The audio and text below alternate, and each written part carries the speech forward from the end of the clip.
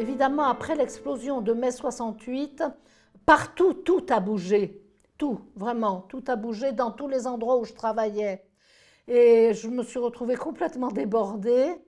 Et le responsable, enfin, des statuts des professionnels et des personnels de la PHP, M. Rousseau, m'a proposé de travailler qu'à l'hôpital. Et c'est comme ça qu'on a créé le plein temps hospitalier pour les psychologues et dans lequel s'intégrait un temps FIR, formation, intervention, recherche. Et donc à ce moment-là, j'ai eu l'idée aussi avec Janine Lévy de créer la FAER, formation, assistante éducative et recherche. C'est-à-dire que j'ai commencé à ce moment-là les recherches. Et la première recherche enfin, qui s'est imposée a été celle que j'ai faite à Saint-Vincent-de-Paul, à la Pouponnière, qui m'avait été commandée par le ministère de la Santé de l'époque, par Michel Larocque. Et là, avec Janine Lévy, on a fait donc nos premiers films. Et ce fameux film où on filmait, je dois dire l'horreur aussi, hein, les enfants qu'on appelait abandonnés. Ce qu'on appelait aussi le dépôt de l'aide sociale de l'enfance de Paris. Bon, vous savez, les mamans disent encore « je dépose mon enfant à la crèche hein ». C'est encore des petits paquets souvent, hein, mais enfin des paquets bien traités. Là, le dépôt, c'était terrible. En 1975, en France, une pouponnière. Image même de la solitude en collectivité.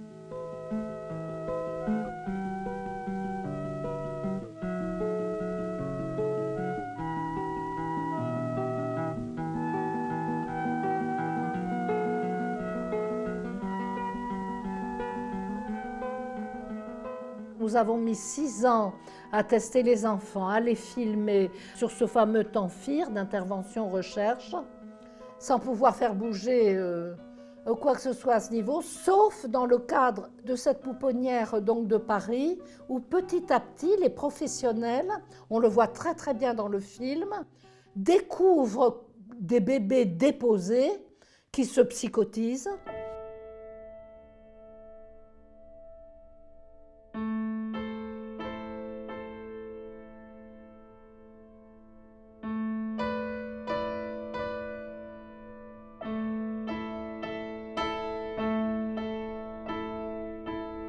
Et on fait donc cette recherche dans cette pouponnière avec l'évolution du personnel.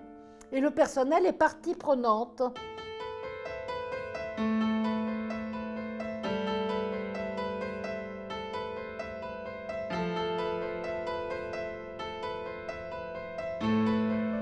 Alors, je dis, il faut faire quelque chose, il faut montrer ces films, il faut faire quelque chose, mais pour ça, il faut le faire avec le ministère. C'était donc les années 77-78 et le hasard a voulu qu'on se trompe d'ascenseur, Janine Lévy et moi, un jour où j'allais au ministère travailler avec donc des gens.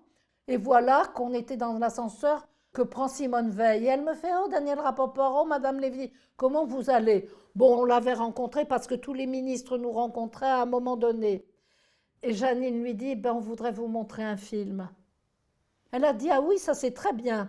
Montez, on va prendre rendez-vous. » On sort et sur le palier, elle nous donne rendez-vous pour regarder les extraits d'Enfants pouponnières demande assistance.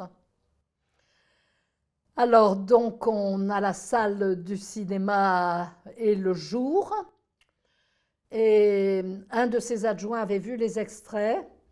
Il avait réuni toute son équipe qu'il avait disséminée dans parce qu'elle avait des colères dans ce cas-là. Et quand elle a vu ce film,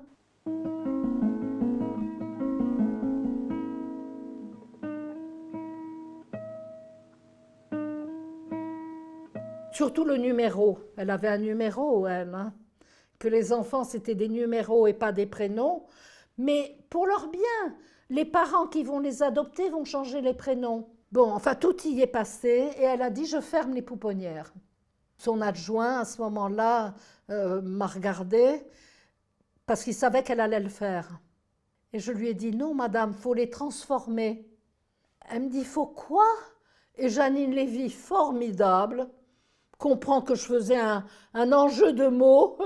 Daniel dit qu'il faut les former, madame. Être toujours à deux, jamais seul. Et elle dit, il faut les former. Et elle se tourne vers son adjoint. Elle me dit, lancez-moi quelque chose. Il me dit, on fait un raid, opération pouponnière. Ben, j'ai dit, très bien. Et je dis, vous voulez la médiatiser, madame? Oui. Et on monte des extraits du film.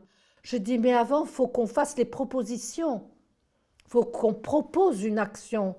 Elle me dit, oui, oui. Eh bien, elle est venue au centre d'assistance éducative du tout-petit à l'AER, créer l'opération pouponnière, la lancer, et elle nous a même à ce moment-là décoré de l'Ordre du Mérite, qui est une décoration que j'aime beaucoup.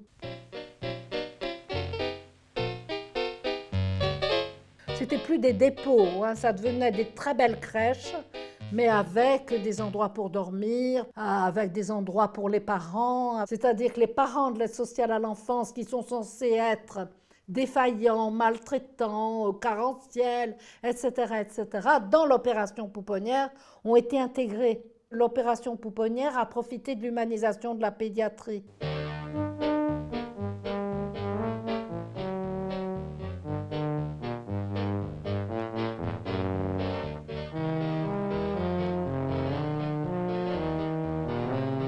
J'ai eu, grâce à Myriam David et Geneviève Appel, l'apport de l'Oxy, ou le maternage insolite, et d'Amy Pickler, qui nous venait de Hongrie.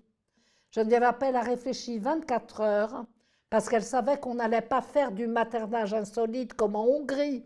On allait faire la motricité libérée, mais globale, enfin, et puis les parents rentraient pour nous, tandis qu'en Hongrie, il n'y avait pas de travail encore avec les parents. Enfin, il y avait tout ce travail d'humanisation, et Geneviève a accepté le comité de pilotage de l'opération pouponnière, donc pour 6 ans. Donc on a décidé de le faire en dehors, c'est-à-dire ministère et assistance éducative et recherche. Et l'opération pouponnière s'est terminée en 1997.